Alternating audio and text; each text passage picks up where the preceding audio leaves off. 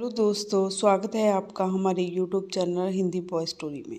सोनमती नदी के किनारे बसे रामपुर गांव की एक जर्जर सी झोंपड़ी के द्वार पर बाप और बेटा एक बुझ चुके अलाव के सामने चुपचाप बैठे थे।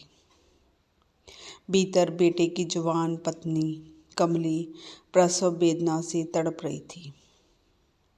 रह रहकर उसके मुंह से ऐसी करुण आवाज़ निकलती थी कि सुनकर किसी का भी कलेजा कांप जाए। कड़ाके की सर्द रात थी। पूरा गांव अंधेरे और सन्नाटे में डूबा हुआ था। बूढ़े बाप हरखू ने धीमे स्वर में कहा, लगता है अब नहीं बचेगी। सारी रात चटपटाती रही। जाकर देख तो आ, बेटा, शिवन चिढ़कर बोला। मरना ही है तो जल्दी मर जाओ, क्यों नहीं मर जाती? देख कर मैं क्या करूँगा? हरखू ने डांटते हुए कहा, अरे बेदर्द, साल भर जिसकी रोटी खाई उसी के साथ इतनी बेरुखी। शिवन बोला, मुझसे उसका तड़पना नहीं देखा जाता। हरखू और शिवन गांव में बदनाम थे। हरखू एक दिन काम करता तो कई दिन यूं ही पड़ा रहता और शिवन आधा घंटा मजदूरी कर घंटों बीड़ी पीता। इसलिए उन्हें कहीं टिककर काम नहीं मिलता था। घर में अगर मुट्ठी भर भी अनाज मिल जाता तो काम करने की कसम खा लेती। 2-4 दिन भूखे रहते, फिर कहीं से लकड़ी या सब्जी चुरा लाते और बेचकर पेट भर लेते। गांव मेहनतकश किसानों का था। काम की कमी ना थी, पर ये दोनों तभी बुलाए जाते जब कोई और रास्ता ना बचता। कमली के आने से घर में थोड़ी व्यवस्था आई थी। वहीं उन्हें काम पर भेजती, डांटती फटकारती रहती थी। आज वही औरत भीतर तड़प रही थी और बाहर जे दोनों चोरी के आलू बून बून कर खा रहे थे। हरखू ने आलू छीलते हुए कहा, जाकर देख तो सही, चुड़ैल का असर होगा। ओझा तो 1 रुपया मांगता है। शिवन बोला, मुझे अंदर जाने में डर लगता है। हरखू ने कहा, डर किस बात का, मैं यही हूँ। शिवन बोला, तो तुम ही जाकर दिखाओ।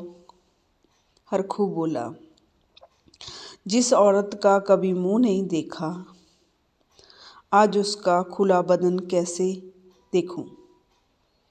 इतने में भीतर से फिर दर्द भरी चीख आई। दोनों चुप रहे और आलू खाते रहे। सुबह जब शिवन भीतर गया तो कमली ठंडी पड़ चुकी थी। उसकी आंखें खुली थी, बदन धूल से भर गया था और पेट में बच्चा भी मर चुका था। वह दौड़कर बाहर आया। फिर बाप बेटा जोर जोर से रोने लगे। आवाज़ सुनकर पड़ोसी इकट्ठा हो गए। रोने का समय ज़्यादा ना था। अब कफन और लकड़ी का इंतजाम करना था। दोनों रोते पीटते गांव के जमींदार लाल सिंह ठाकुर के पास पहुंचे। हरखू ने जमीन पर सिर रखकर कहा, मालिक, बहू रात को चल बसी।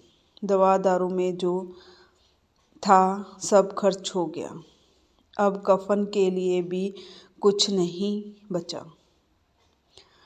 ठाकुर मन ही मन जुझलाया, पर 2 रुपए निकाल कर दे दिए। उसके नाम पर बनियों से भी कुछ पैसे मिल गए और कुल 5 रुपए इकट्ठा हो गए। बाजार जाते हुए हरखू बोला, लकड़ी तो मिल गई है, अब कफन ले ले। शिवन बोला, कफन लाश के साथ जल ही तो जाता है, कौन देखने वाला है। दोनों बाजार में इधर उधर घूमते रहे, कपड़े देखते रहे, फिर पर मन ना माना। शाम होते होते दोनों शराब की दुकान के सामने जा पहुँचे और बिना सोचे अंदर चले गए। एक बोतल शराब मंगवाई, तली मछली, पूरियाँ और चटनी ली। पीते पीते दोनों मदहोश हो गए। हरखू बोला, कफन से क्या मिलता है, आखिर जल ही तो जाता है। शिवन हंसते हुए बोला, बेचारी मरी तो हमें भरपेट खिला पिला गई।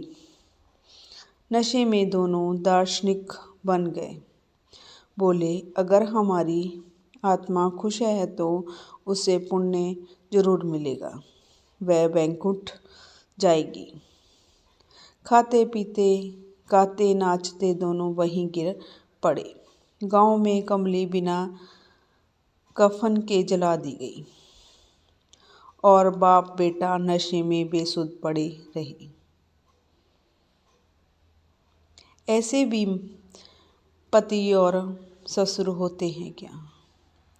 ऐसे होने से तो अच्छा है कि ना ही हो। स्टोरी अच्छी लगी तो प्लीज़ मेरे चैनल को सब्सक्राइब, लाइक एंड शेयर ज़रूर करना। स्टोरी को पूरा देखने के लिए आपका बहुत बहुत धन्यवाद।